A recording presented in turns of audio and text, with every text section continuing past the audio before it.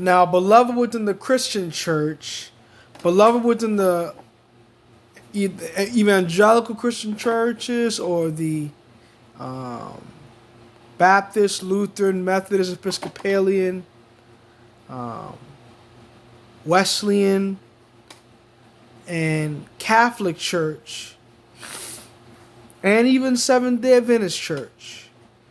This is a very urgent message, a very urgent message called The Mark of the Beast and the Sons of the All President, Part 15. Now, beloved, here recently, we've heard on the presidential debates between Donald Trump and Joe Biden, the two presidential contenders for the presidency for the next 4 years. You know,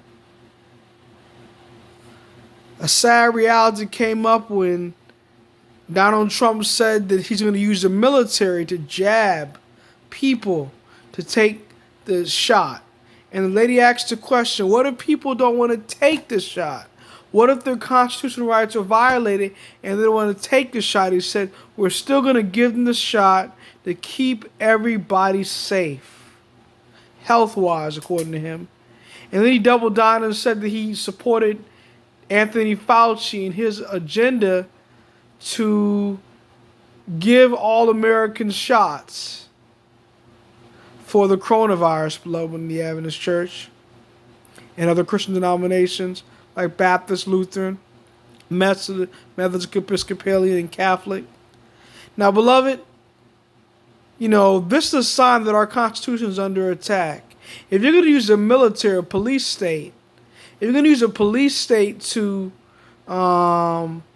bring in a health crisis, to rein in on a health crisis, and you're going to use the military as that police state, you know the church and state are being united, and the military are going into a fascist state, and the private sector and public sector are being united under the evangelicals, and the leading of this is Donald Trump and Mike Pence.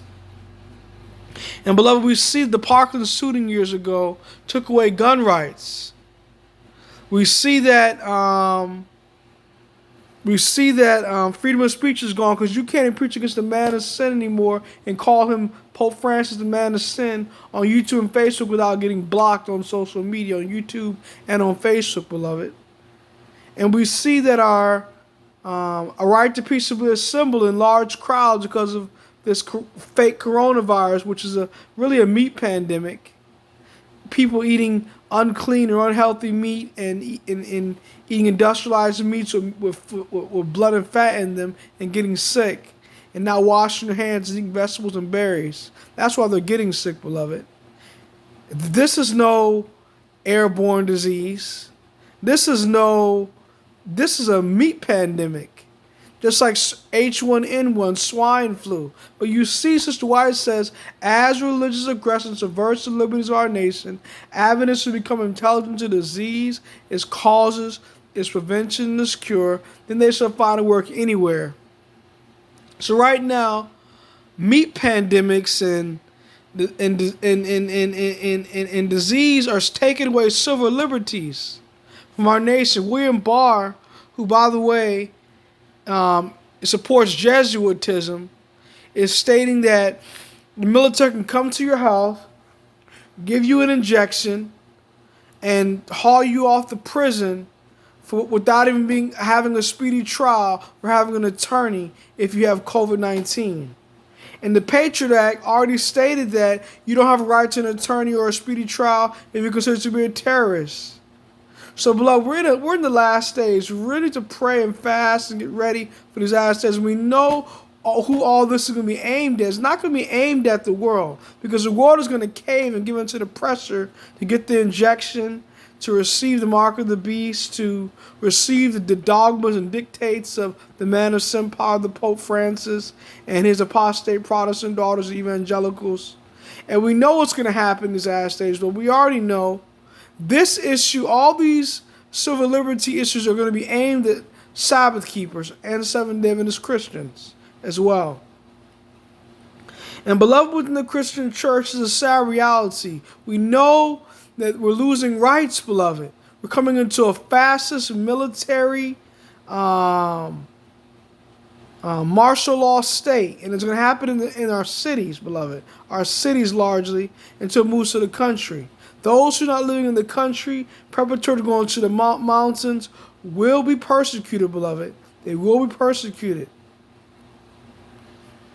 Just like David Gates said in his sermon a couple of 2 years ago, he said, if you're in the city, get out now. Get out now. So being in the large cities, we need to get out. Going to the smaller towns and villages. I'm in a smaller town and village, but pretty soon we need to move to the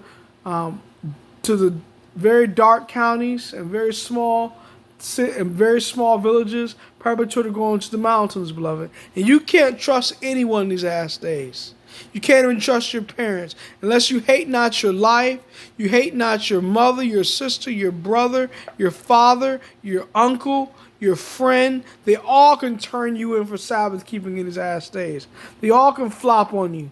You can't trust your best friend. You can't trust your mother. He that loveth father or mother more than me is not worthy of me, beloved. And so we need to pray that we're able to make it in these last days, beloved. We need to pray that we can give our hearts to Christ and be saved from destruction in these last days, beloved. Jesus Christ is soon to come back. And he's not going to come back in a secret rapture. And he's not going to come back over in Israel. Revelation 1:7 says, behold, he comes with clouds, and every eye shall see him. When he comes back, the clouds roll back to the scroll. It's not going to be a secret rapture. Christ is not going to be, the true coming of Christ is not going to be Satan impersonation of Christ. Those Congress and Father, please save you from the kingdom. Let them not be deceived by Satan person of Christ and the sons of law. In Jesus Christ's name I pray. Amen. Maranatha. God bless you, beloved.